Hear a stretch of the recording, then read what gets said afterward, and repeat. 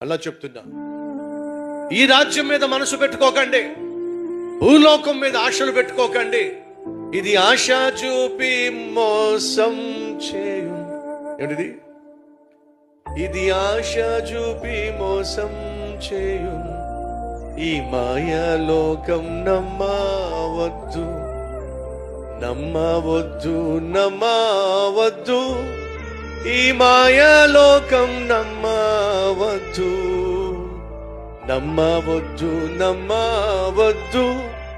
ఈ మాయాలోకం నమ్మవద్దు. ఇది ఆశ చూపి మోసం చేయున్.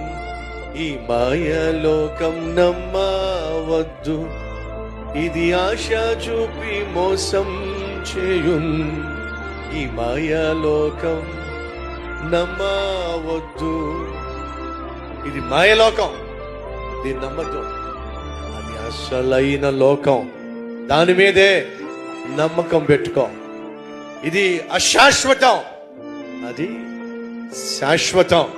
బైబిల్ సెలవిస్తుంది, కనిపించేది శాశ్వతము కాదో, కనిపించని పరలోకమే శాశ్వతమైంది. దాని మీదే మనం మనసు పెట్టుకుందాం, దాని గురించి మనం ఆలోచిద్దాం.